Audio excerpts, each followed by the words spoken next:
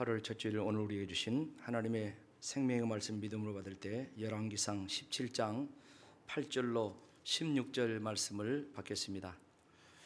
오늘 우리에게 주신 하나님의 축복의 말씀 열왕기상 17장 8절부터 16절까지입니다. 제가 14절까지 읽고 15, 16절 같이 읽기를 원합니다.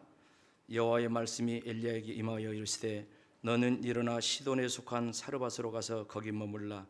내가 그곳 과부에게 명령하여 내게 음식을 주게 하였느니라. 그가 일어나 사르밧으로 가서 성문에 이를 때에 한 과부가 그곳에서 나뭇가지를 줍는지라. 이에 불러 이르되 청하건대 그릇에 물을 조금 가져다가 내게 마시게 하라.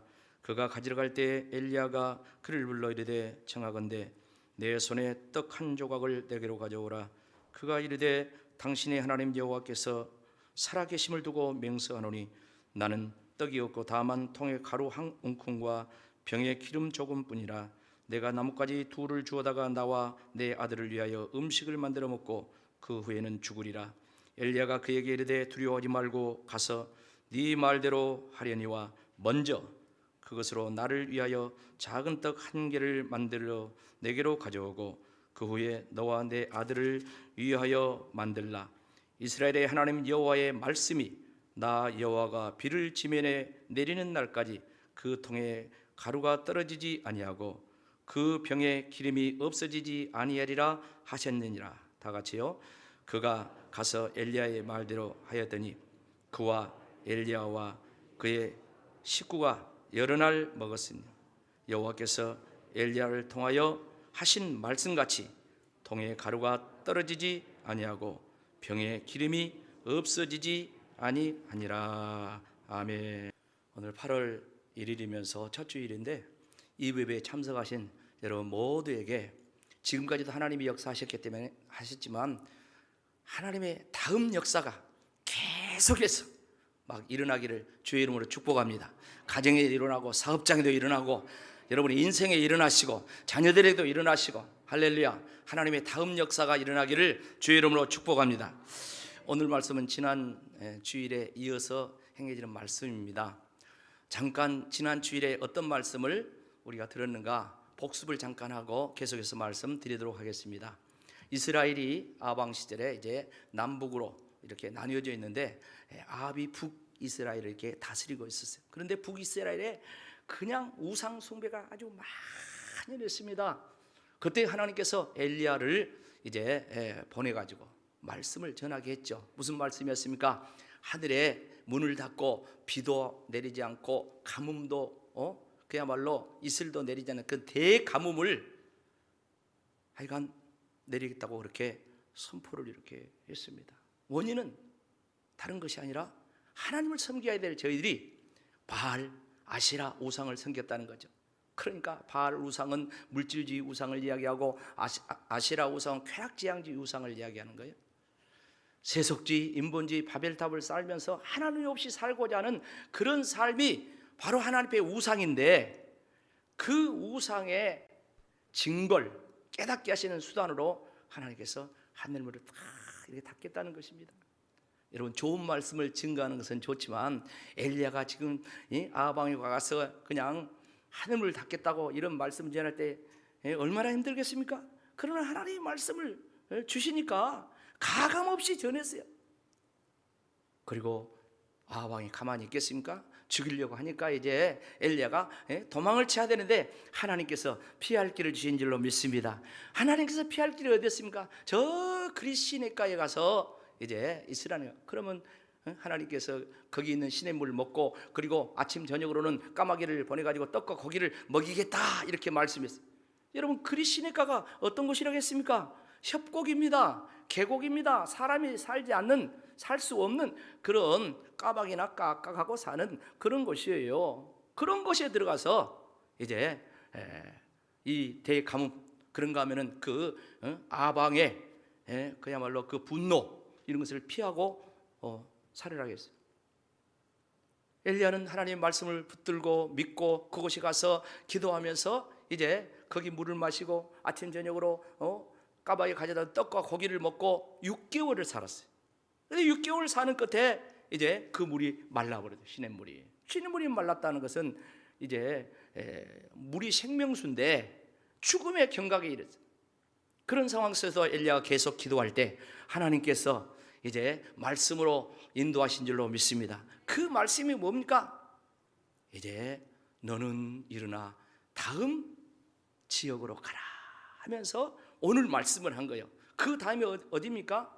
그 시돈의 사르밧으로 가라. 거기서 머물러라. 그러면은 하나님께서 역사하시겠다 그 말이에요. 근데 이 시돈에 속한 사르밧이라고 이렇게 표현했는데 이 말은 무슨 말입니까? 이스라엘 땅이 아니고 이방인의 땅이라는 그런 의미입니다. 그러나 그곳에 한 과부를 명령해가지고 그 과부가 너를 먹일 테니까 그곳으로 가라고 이렇게 말씀했어요. 그리시네가에서 이제 하나님께서 인도하신 이 이방 땅 사르밧으로 엘리야가 갑니다. 그곳의 성문에 이를 때에 한 과부를 만나는데 나뭇가지를 주어서 마지막 식사를 이제 만들어 먹고 죽고자 하는 그 과부를 만나요. 그럴 때 어쩝니까? 네가 그 조금 있는 가루로 떡을 만들어서 나한테 먼저 주고 그리고 넘어가라. 그렇게 해가지고 이제 이 여인이 그 말씀을 듣습니다. 말씀을 듣는데 또 덧붙여서 하는 말이 무엇입니까? 네가 그렇게 하면 하나님께서 다시 비를 내릴 때까지 가루에 통이 마르지 않게 하고 기름에 병이 떨어지지 않게 하리라. 이런 말씀을 주시면서 결국 그 말씀대로 행하는 가운데 저들이 여러 날을 먹었으나 가루와 기름이 떨어지지 않았다고 그랬어요. 여기서 여러 날은 3년을 이야기합니다. 3년. 그냥 며칠이 아니라 3년을 이야기해요. 우리는 여기서 그리시네가 그 다음으로 사르밧의 역사가 있었던 것을 알 수가 있습니다. 자, 그렇다면 이 역사가 일어난 어떤 내용인가 구체적인 그런 내용들을 살펴보면서 은혜를 받도록 하겠습니다. 자, 먼저 시돈의 사르밧이 어떤 곳입니까? 지도에 저렇게 나와 있습니다. 그러니까 그리시네가는 이스라엘 땅이었어요. 그런데 지금 가라고 한 이 시돈 그리고 그곳의 사르밧은 이스라엘 땅이 아니에요. 이방 땅입니다. 이방 땅.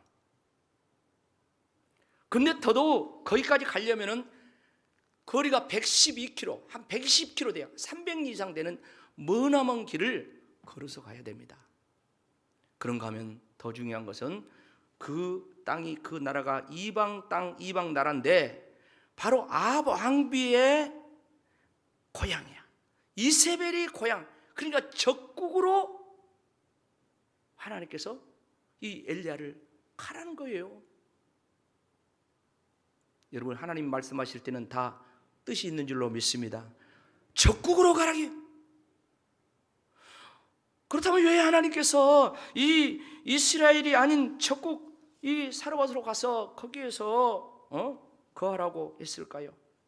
사르밧의 의미를 보면 단어 뜻이 이런 뜻이 있습니다. 히브리 원어에 짜르타프, 그런데 짜라프라는 단어에서 유래가 이렇게 됐대요. 근데 뜻이 뭐냐면 시험하다, 연단하다, 단련하다, 청결하게 하다, 완전하게 만들다, 이런 뜻이 그 속에 들어있어요.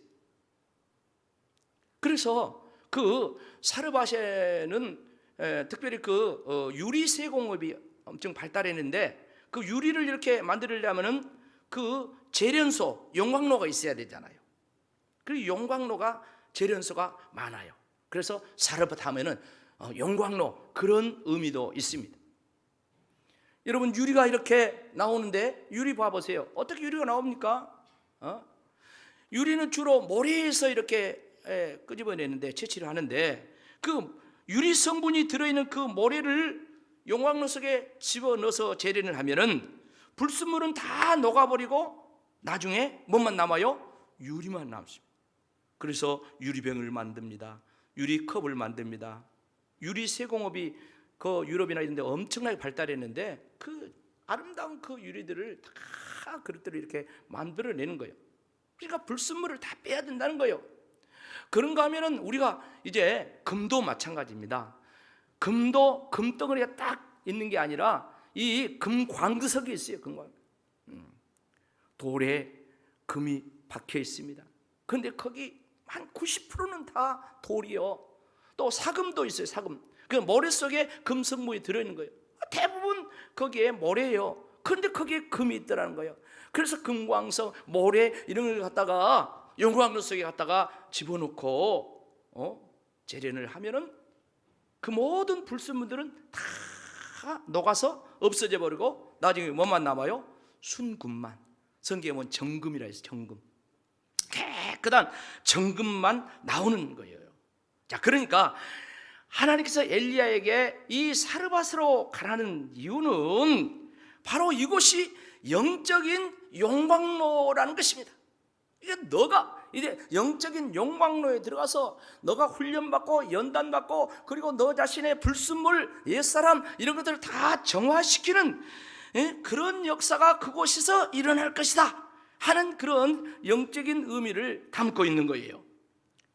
사실 엘리야는 아방과 이세벨에게 지금 쫓기는 신세인데 하나님께서 그 이세벨의 나라 그 적국으로 들어갔는데 이게 얼마나 큰 시험이었겠습니까? 아무도 사람이 없는 저 그리시네가 협곡에 들어가서 거기 있으면 하나님께서 먹여 살리겠다, 까마귀를 통해서 먹여 살리겠다, 그게 훨씬 쉬워요. 훨씬. 거기는 누가 해치는 자가 없어. 그러나 이제 이 사르밧은 적국이야, 적국. 그런데 하나님께서 이렇게 말씀하신 이유가 무엇입니까? 이제 하나님께서 엘리야에게 적국에 가서 네 생명이 노출된 그 적국에 가서 살 때 너가 그곳에서 오직 하나님만 의지하는 순금 믿음, 그 순금과 같은 그런 믿음의 역사, 믿음의 연단을 위한 것이, 적국에서도 네 목숨을 유지하고 적국에서도 네가 먹고 살 수 있는 길은 오직 하나님께 있다. 그러니 너는 그 하나님을 믿어라. 그건 믿음의 훈련, 믿음의 연단을 거기서 시키는 거예요. 자, 그렇다면 하나님께서 엘리야에게 시돈 사르밧 어디에 가서 머물라고 했습니까? 거처할 구체적인 장소가 어디입니까? 오늘 9절 말씀 보면 이렇게 이야기합니다. 너는 일어나 시돈에 속한 사르밧으로 가서 거기 머물라. 근데 뭐래요? 내가 그곳 과부에게 명령하여 내게 음식을 주게 하였느니라. 하나님은 엘리야에게 아이와 단둘이 살고 있는 이 젊은 과부 집에 가서 머물라고 합니다. 성경을 보면 과부는 가난함의 상징이야. 오늘 대가뭄에 한 끼 먹고 이제 마지막 죽으려고 하는 그 젊은 과부 집에 가서 어떻게 3년 동안 머물러 살 수가 있습니까? 우리 속담에 그런 말이 있어요. 배륙이 간을 내먹어라. 그런 말이 있죠. 그보다 더한 거야. 그런데 하나님께서 이 말씀을 하신 건 무슨 말입니까?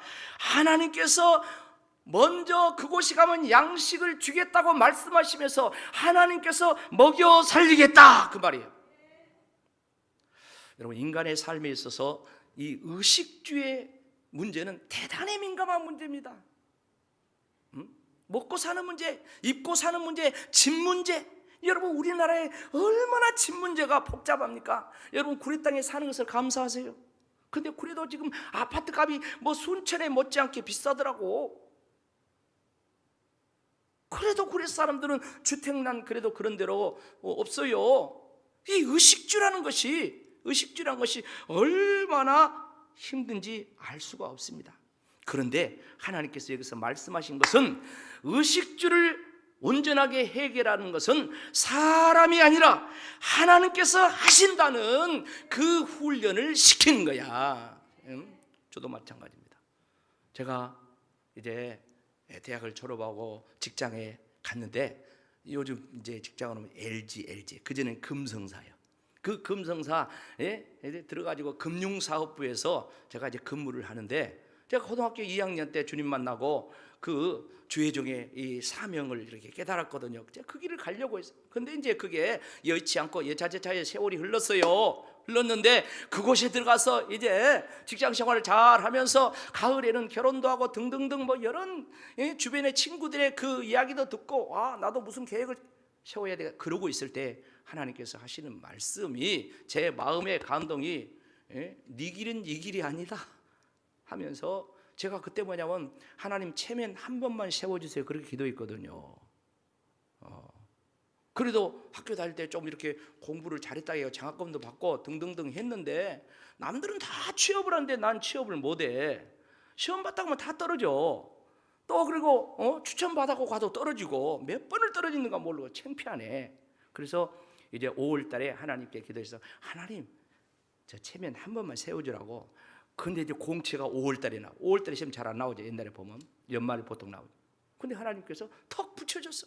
그러다 붙여주니까 이제 꿈을 갖고 소망을 가지고 이제 직장에서 잘해봐야다 그런 생각에 취해 있을 때 너 체면 한 번만 세워줘. 근데 체면 세워줬으면 됐지. 이제 너는 주의 길을 가라. 종의 길을 가라. 이렇게 말씀을 하는 거예요. 감동으로. 그래서 제가 깜짝 놀라면서 그래요? 그러면 하나님도 내 의식주를 책임져 주시옵소서.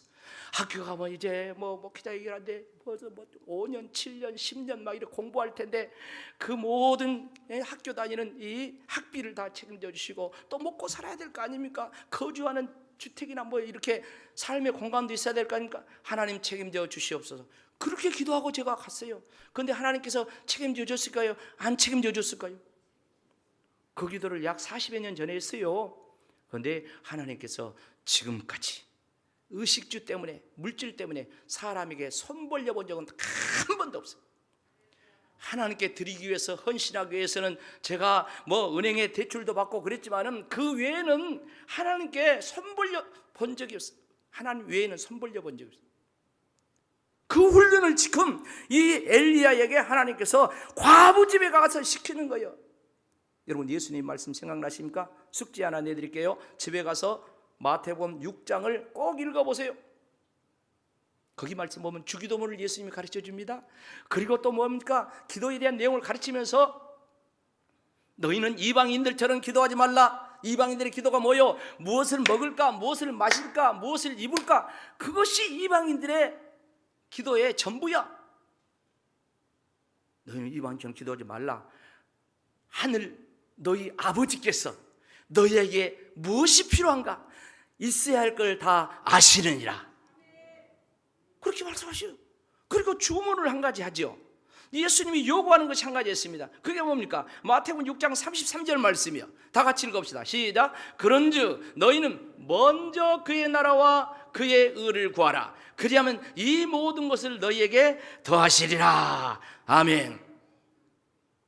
우리가 먼저 기도할 것이, 이방인들은 먼저 구하는 것이 먹고 마시고 입고 이런 거 의식주 구하는데 우리는 먼저 구할 것이 그것이 아니라 그의 나라와, 여러분 하나님 나라를 구하시기를 축복합니다. 하나님 나라는 무엇입니까? 하나님이 통치하는 것이야. 하나님이 다스려야 돼. 내 인생을 다스려야 돼. 내 가정을 다스려야 돼. 여러분 사업을 다스려야 돼. 여러분 직장을 다스려야 돼. 우리 교회를 하나님이 통치하셔야 돼. 그럴 때 하나님의 나라가 이루어지는 거예요. 하나님의 천국이 이루어지는 거예요. 그걸 하나님의 다스림을 구하라. 그리고 하나님의 의를 구하라. 여러분 세상 의, 인간의 의와 하나님의 의는 달라요. 인간의 의는 상대적인 의, 인간의 의는 더러운 옷과 같은 것이야. 아무리 사람이 의로워도 의는 없나니 한 사람도 없는 거예요. 그래서 하나님께서는 그의 의를 구하라. 하나님의 의를 구하라. 그리하면 이 모든 것을 너에게 더하시리라. 이방인들이 구하는 거, 있어야 할 거, 그것을 더하신대. 더한다는 것은 그냥 덤으로 주신다는 거예요. 덤으로. 할렐루야. 더하시는 거예요. 여러분 지금 온 세상은 코로나 사태로 인하여서 1년 반 넘게 다 힘듭니다. 안 힘든 사람이 없어요. 안 힘든 사람이, 온 세상에 안 힘든 사람이 없어요. 기업가도 힘들고 농사 짓는 사람들도 힘들고, 이 농사를 지었으면 또 매출을 하고 다 해야 되는데 이거 다 판매도 잘 안 되고 다 힘들어요. 공무원들도 힘들고 의사들도 힘들고 목회자들도 힘들어요. 평상시처럼 목회를 해야 되는데 그렇게 못해요. 예배 드리는 것도 얼마나 힘듭니까? 신방도 제대로 못하고, 여러분들이 아파도 병원도 제대로 못 가고 겨우 뭐 전화나 이렇게 하고, 그게 얼마나 답답한 줄 아십니까? 더더욱 자영업자들 지금 경기가 얼마나 어렵다고 하지 않습니까? 그러나 오늘 말씀 속에서 의식주를 먹고 마시고 사는 것을 해결하신 분은 내가 아니라 하나님께서 해결하신다. 여러분, 하나님께서 책임져 주실 줄로 믿습니다. 하나님께서 먹여 살리는 거예요. 여러분, 경제지표가 발표가 됩니다. 우리나라 코로나 사태 경제지표에 올해 몇 프로 성장한답니까? 4.2%, 3% 우리나라 성장한다고 그럽니다. 북한의 엊그저께 경제지표 발표하더라고요. 작년에 마이너스 4.5%. 그래도 하나님을 자유롭게 섬기는 우리나라에 하나님께서 먹이고 입히고, 하나님께서 역사하시고, 기업의 수출도 되게 하시고, 수출이 되니까 어떻습니까?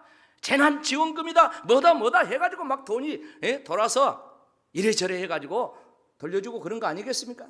그런데 북한은, 하나님 없는 북한은 마이너스 4.5%예요. 이게 뭡니까? 하나님께서 먹여 살리신 줄로 믿습니다. 그런데 바알, 아세라, 우상을 숭배한 자는 하나님이 아니라 그런 우상이 숭배한, 우상이 먹여 살렸다 그런 거예요. 그걸 깨뜨리는 거예요. 어디 가서 깨뜨립니까? 바로 바알 우상을 숭배하는 그 시돈, 그 이세벨의 그 고향, 그곳에 가서 지금 하나님이 먹여 살린 것을 똑똑히 보여주고 있는 거예요. 믿으시기 바랍니다. 자, 우리가 또 여기서 깊이 생각할 것은 엘리야가 3년간 젊은 과부집에서 산다는 것이 용광로 속으로 들어가는 것입니다. 여러분 생각해 보세요. 어린 아들 하나를 데리고 젊은 과부가 살고 있는데 얼마나 정욕이 들끓겠습니까? 그런가 하면 엘리야도 남자요. 엘리야 남자인데 그도 얼마나 또 정욕이 또 있겠어요. 근데 3년 동안을 거기서 살아야 돼. 결국 들끓는 육체의 정욕도 용광로 속에 다 태워버리고 정결하게 돼야 된다 하는 그런 말씀을 생각할 수가 있어요. 젊은 과부가 엘리야가 옴으로 말미암아 그 자체가 큰 시험이 아닐 수가 없습니다. 엘리야 자체도 젊은 과부의 그 들끓는 정욕을, 자기 자신의 정욕을 이겨야 할 뿐만 아니라 그 가난한 과부와 함께 먹고 3년을 살아야 되는 거예요. 다시 말해서 물질 문제를 극복을 해야 되는 거예요.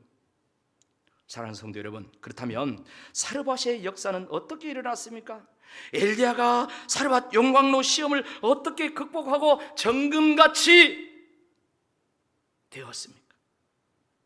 엘리야도 과부도 어떻게 이 3년 대가뭄을 극복할 수 있었는가? 그것은 오직 하나님의 말씀을 믿고 순종하며 나갈 때 역사가 일어난 줄로 믿습니다. 오직 하나님의 말씀 믿고 순종하며 나갈 때 역사가 일어났습니다. 다시 9절 말씀 보면 뭐라고 말씀합니까? 너는 일어나 시돈에 속한 사르밧으로 가서 거기 머물라. 내가 그곳 과부에게 명령하여 내게 음식을 주게 하였느니라. 지금까지 말씀드린 것처럼 이 시돈은 우상숭배의 아주 사르밧 그 포함해서 전부 다 이세벨의 나라요, 고향이요, 우상숭배 만연한 그곳입니다. 적국입니다. 그런데 그곳으로 가라니까 엘리야가 갔습니다. 누구나 적국으로 들어간다는 건 결코 쉬운 일이 아닙니다. 그러나 엘리야가 하나님 말씀에 순종하여서 믿음으로 그곳이 갔습니다. 하나님 말씀에 순종하여 그곳에 나가서 사르밧 성문에 이를 때 거기서 과부를 만나는 거예요. 나무를 주우러 온 과부를 만나는 거예요. 과부를 만나자 그 가뭄에 나한테 물 좀 달라고 합니다. 또 떡도 한 조각 갖다 달라고 합니다. 그런데 이 과부가 뭐라고 합니까? 열왕기상 17장 12절 오늘 본문 말씀 보면은 당신의 하나님 여호와께, 당신의 하나님을, 이 하나님 안 믿어요. 이 여자, 이방 여자. 그 하나님의 살아계심으로 맹세하니 나는 떡이 없고 다만 가루 조금, 기름 조금 밖에 없다. 이거 저녁에 음식 만들어서 먹고 이제 아이와 함께 죽음만 기다릴 뿐이다, 이렇게 이야기합니다. 그 말을 들은 엘리야가 뭐라고 이 여자에게 이야기합니까? 그 뒤에 말씀 보면 13절 14절에 보면은 두려워하지 말아라, 네 말도 하려니와 먼저 떡을 만들어서 나한테 주고 그리고 네 아들하고 함께 먹어라, 그렇게 이야기해요. 저 같으면 못할 것 같아요. 그런데 엘리야가 그렇게 이야기합니다. 그러면서 하나님께서 다시 비를 내릴 때까지 가루통에 가루를 마르지 않게 하시고 기름병에 기름을 떨어지지 않게 할 것이다, 그렇게 하나님의 말씀을 전해줘. 엘리야를 통해서 이 하나님의 말씀을 들은 이방 여자, 이 과부가 하는 반응이 뭡니까? 그 뒤에 말씀 보면은 15절 16절 반응합니다. 그가 가서 엘리야의 말대로 하였더니 그와 엘리야와 그의 식구가 여러 날을 먹었으나 16절 다 같이 시작. 여호와께서 엘리야를 통하여 하신 말씀같이 통에 가루가 떨어지지 아니하고 병에 기름이 없어지지 아니하니라. 아멘. 과부는 믿음 없는 사람이에요. 그런데 엘리야의 말대로 순종하며 헌신했습니다. 결과는 엘리야와 그 과부 식구가 여러 날을 먹었으나 가루가 떨어지지 않고 병이 기름이 없어지지 않았다 했어요. 이 여러 날은 다시 이야기하면 3년. 과부는 믿지 않는 이방 여인이었지만 선지자를 신뢰하고 그 말씀에 순종하며 엘리야와 함께 3년 동안을 살 때에 하나님께서 기적의 역사를 일으키신 줄로 믿습니다. 사랑하는 성도 여러분, 우리가 선지자를 신뢰하고 그가 전한 말씀을 순종하며 사는 것이 얼마나 중요한 줄 아십니까? 남유다에 여호사밧이라는 왕 때에 아람이라는 나라가 쳐들어왔어요. 아람은 강합니다. 여호사밧 왕이 이 전쟁을 어떻게 치룰까 하고 하나님 앞에 도와달라고 막 기도를 합니다. 그때 하나님께서 선지자 야하시엘이라는 사람을 보내서 이 여호사밧 왕에게 이야기합니다. 전쟁은 하나님께 속하였나니 왕이여 두려워하지 말고 전쟁에 나가시오, 이렇게 말씀을 해줘요. 그 말씀을 들은 왕이 백성들에게 하는 말이 역대 지금 하 20장 20절이요. 다 같이 읽어보시다. 시작. 여호사밧이 서서 이르되 유다와 예루살렘 주민들아, 내 말을 들을지어다. 너희는 너희 하나님 여호와를 신뢰하라. 그리하면 견고히 서리라. 그의 선지자들을 신뢰하라. 그리하면 형통하리라. 아멘. 여러분, 인생과 가정과 모든 삶이 견고하게 서기를 원하십니까? 그러면 하나님을 믿고 신뢰하시기 바랍니다. 여러분들이 범사에 형통한 인생이 되기를 원하십니까? 그러면 하나님의 선지자를 믿고 신뢰하시기 바랍니다. 하나님께서는 형통한 축복을 당신의 종들을 통하여서 지금도 성도들에게 축복의 통로로 역사하고 계신 줄로 믿습니다. 사랑하는 성도 여러분, 엘리야는 대가뭄 3년이 다 되도록 사르밧 용광로 같은 곳에서 삶을 잘 지탱해 나갔습니다. 엘리야와 젊은 과부 사이에도 아무 문제가 일이 벌어지지 않았습니다. 날마다 가루통에 가루는 이제 떨어지지 않았습니다. 병에 기름도 없어지지 않았습니다. 육적인 시험도 이깁니다. 물질적인 시험도 이깁니다. 하나님의 은혜로 잘 나가고 있습니다. 제가 한번 질문을 드릴게요. 무슨 질문이냐면, 엘리야가 과부집에 그 첫날, 과부를 만들 첫날 떡을 달라고 해가지고 과부가 순종할 때 하나님은 3년간 먹을 가루와 기름을 주셨다. 1번. 아니다. 하루하루 하나님 말씀을 믿고 순종하며 기도할 때 통에 가루와 병에 기름이 떨어지지 않았다. 여러분, 1번이요 2번이요? 일부 예배 때는 딱 이렇게 해야 돼. 뒤에서 2번. 맞습니다. 2번입니다. 2번. 엘리야는 적국 사르밧 그 지역에 들어가서 과부를 만나서 첫날 하나님 말씀을 전하면서 첫날 그 떡을 먹고 이렇게 사는 그 마음을 3년 내내 지키면서 믿음으로 기도하면서 하나님께 순종하면서 나아갔어요. 그럴 때 그 적국 시돈 사르밧에서도 하나님께서는 엘리야의 생명을 지켜주시고, 그런가 하면 필요한 육신의 양식도 계속해서 공급해 주신 줄로 믿습니다. 그런가 하면 이 과부는 하나님을 믿지 않는 이방인이었어요. 근데 역시 마찬가지입니다. 엘리야에게 하나님 말씀을 전해 듣고 첫날 먼저 떡 한 조각을 엘리야에게 만들어 드리고, 그리고 아들과 함께 먹는 이 헌신과 순종을 3년 내내 변함없이 한 것입니다. 그럴 때 한 끼 마지막을 먹고 죽으려고 한 이 모자의 가정이 3년 내내 양식이 떨어지지 않고 사는 하나님의 기적의 역사가 있었어요. 사랑하는 성도 여러분, 이렇게 하나님의 말씀에 순종하면서 나아갈 때 사르밧의 기적의 역사가 일어났다는 거예요. 근데 문제가 생겼습니다. 3년 동안 별 탈 없이 하나님의 은혜로 잘 살았는데 3년이 다 마무리돼가는 그때 큰 문제가 발생했습니다. 본문 다음에 17절입니다.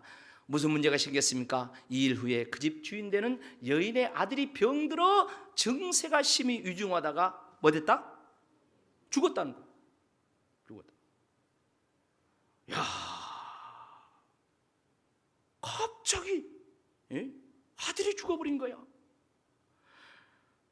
과부는 아들의 갑작스런 이 죽음에 엘리야를 원망하기 시작합니다. 나와 당신이 무슨 상관이 있어가지고 내 죄를 생각나게 하냐고 하면서 18절 말씀 읽어보면 이렇게 이야기하죠. 여인이 엘리야에게 이르되 하나님이 사람이여 당신이 나와 무슨 상관이 있기로 내 죄를 생각나게 하고 또 내 아들을 죽게 하려고 내게 오셨다니까.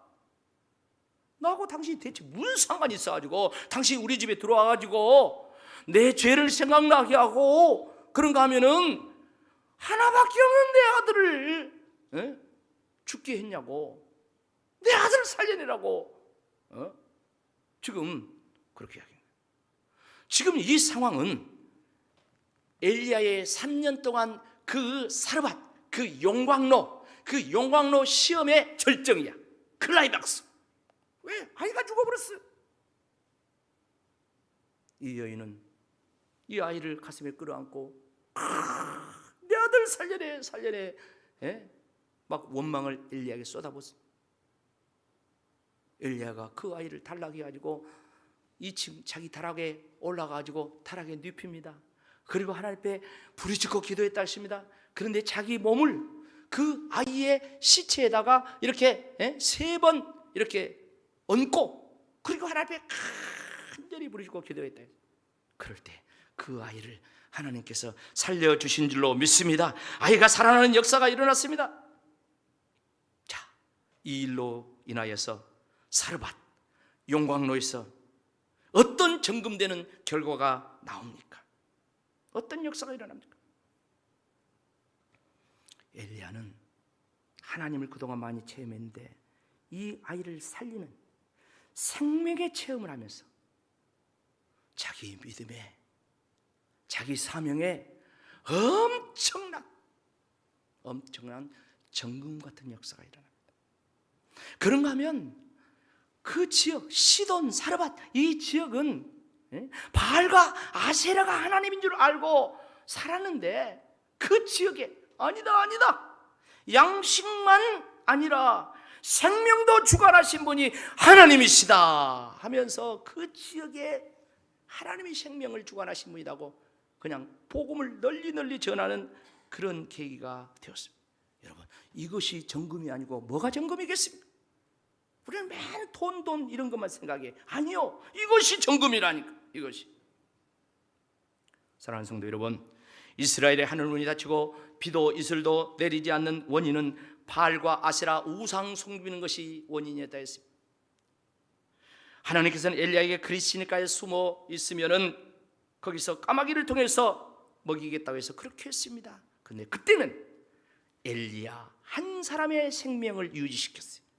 그런데 이제 하나님께서 오늘 본문의 말씀처럼 엘리야를 적국 시돈 사르밧 영광로 속에 들어가게 하심으로 과부집에 머물라는 이 말씀에 순종하며 나갈 때 엘리야는 용광로에 들어가는 모든 광물들의 그 불순물이 다 녹아버린 것처럼, 그래서 정금이 나오는 것 같은 그런 정금되는 역사가 일어나는 거예요.